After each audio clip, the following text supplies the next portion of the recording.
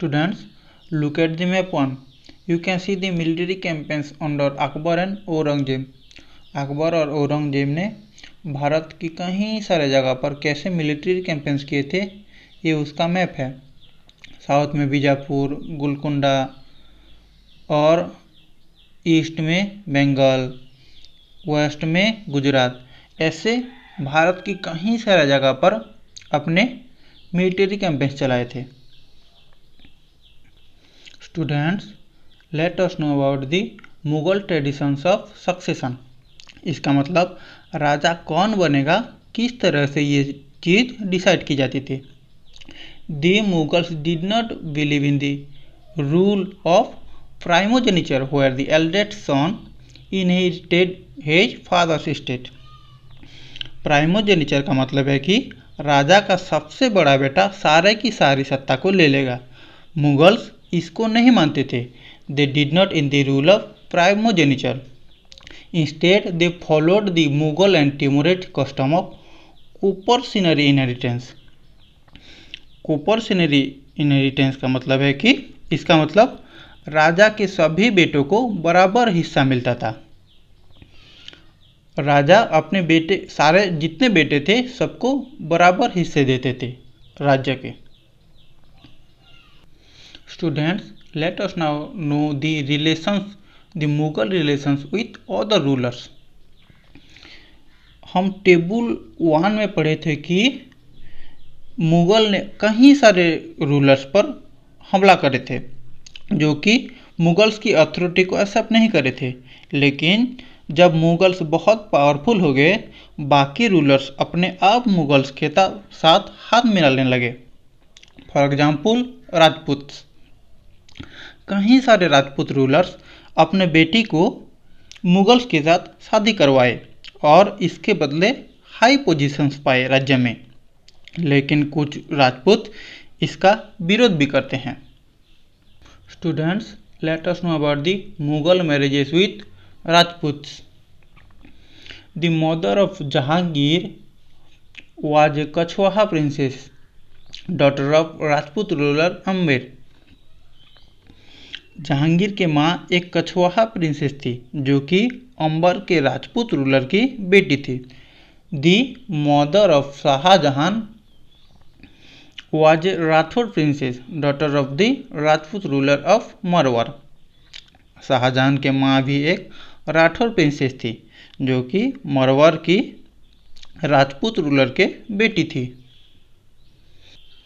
Students, the Sisodia Rajputs of Mewar refused to accept the Mughal authority for a long time.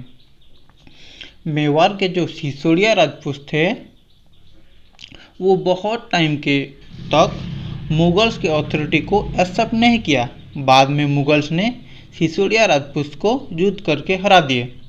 फिर भी Mughals ने उनके साथ सम्मान के साथ बर्ताव किया और उनका लैंड्स या वतन उनको दे दिया और उस लैंड्स का वतन जागीर बना दिया.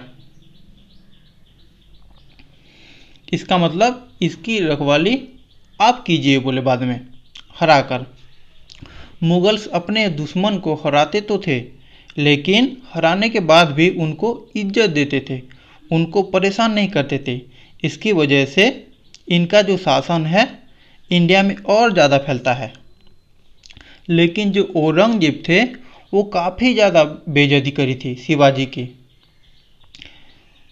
और बाद में शिवाजी भी काफ़ी ज़्यादा मुगल्स को परेशान किए थे. Students, let us know about mansabdars and जागीरदार्स.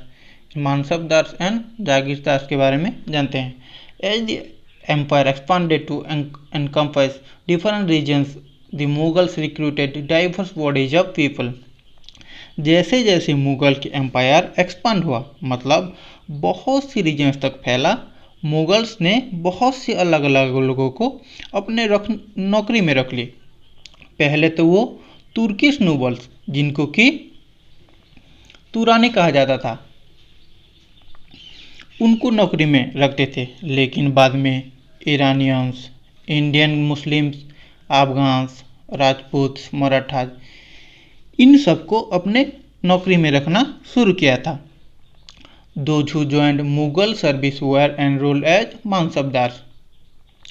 जो लोग मुगल सर्विस ज्वाइन करते थे, मतलब जो लोग मुगल्स के साथ काम करते थे, उनको मानसबदार कहा जाता था।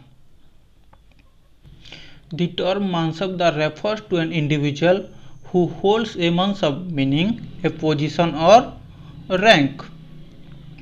मानसबदार कौन होता था? मानसबदार एक ऐसा इंडिविजुअल या इंसान होता था जो मनसब होल्ड करता था, जिसके पास एक मनसब होता था। मनसब का मतलब है एक पोजीशन या रैंक। इस मनसब को ध्यान से याद रखना। मनसब का मतलब होता है एक रैंक या पोजीशन। जिसके पास एक पोजीशन या रैंक होता था उसको मनसब कहा जाता था। मुगल्स इसके हिसाब से उनको रैंक, सैलरी और सेना के दायित्व देते थे। रैंक और सैलरी जो होता था उसको एक न्यूमेरिकल वैल्यू, ये न्यूमेरिकल वैल्यू जाट से निर्धारित किया जाता था। जिसका जाट जितना अधिक होगा उसको उतना अधिक सम्मान और सैलरी मिलता था। मतलब एक लोगों के पास अगर 5000 जाट हो तो उसको ज़्यादा सम्मान मिलेगा, और एक के पास 1000 जाट हो मतलब उसको थोड़ा कम सम्मान और सैलरी मिलेगा।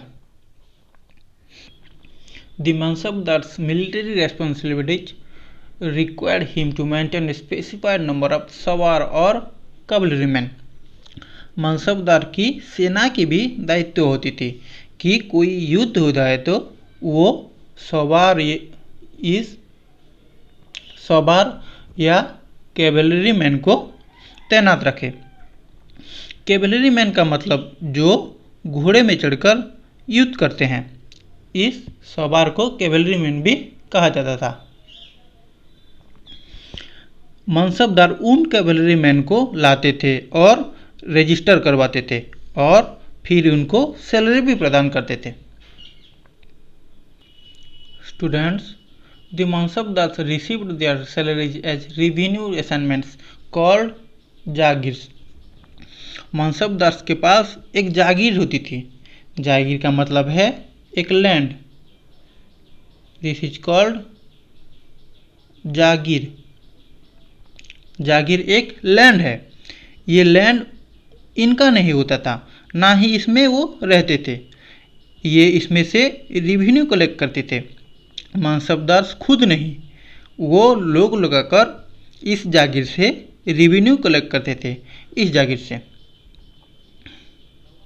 Students, in Akbar's reign the Jagirs were carefully assessed so that their revenues were roughly equal to mansabdar. Akbar के राजत्व काल में इन जागीर्स को, मतलब जागीर का मतलब लैंड या ज़मीन, ठीक तरह से देखभाल करके बांटा गया था, जिसकी वजह से उसकी रेवेन्यू से अच्छी तरह से मनसबदार को सैलरी दे सके।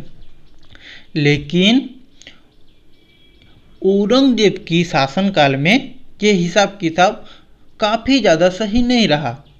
मतलब सैलरी ज़्यादा दे देते थे और रेवेन्यू कम इकट्ठा होता था, और मनसबदार की संख्या भी काफ़ी ज़्यादा बढ़ गई। इसकी वजह से उनको जागीर ही नहीं मिल पाती थी। इन्हीं कारण की वजह से जागीर की शॉर्टेज हुई। इसकी वजह से जिसके पास जागीर आता था वो सोचता था कि ज़्यादा से ज़्यादा रेवेन्यू इकट्ठा कर ले। औरंगजेब ने इन चीज़ों को कंट्रोल नहीं कर पाए थे, उसके वजह से किसान बहुत सफ़र हुए थे। सो स्टूडेंट्स, फिर से समझो। अकबर के टाइम में सब कुछ बढ़िया चल रहा था। जितनी जागीर थी उतनी हिसाब से मनसबदार थे। लेकिन औरंगजेब के टाइम में मनसबदार बहुत ज़्यादा हो गए और जागीर कम थी, तो हर मनसबदार को जागीर नहीं मिलती थी, और जिसको भी जागीर मिलता था उस जागीर से वो खूब सारा रेवेन्यू इकट्ठा करता था। इसलिए किसानों की अवस्था औरंगजेब के टाइम में बहुत ज़्यादा खराब हो गया। दी फार्मर्स और the peasants suffered a lot during the Aurangzeb's reign. Students, we can see the figure number 5। A mansabdar on march with his sawars. कैसे सवार के साथ, उनके सवार के साथ एक मानसबदार मार्च कर रहा है।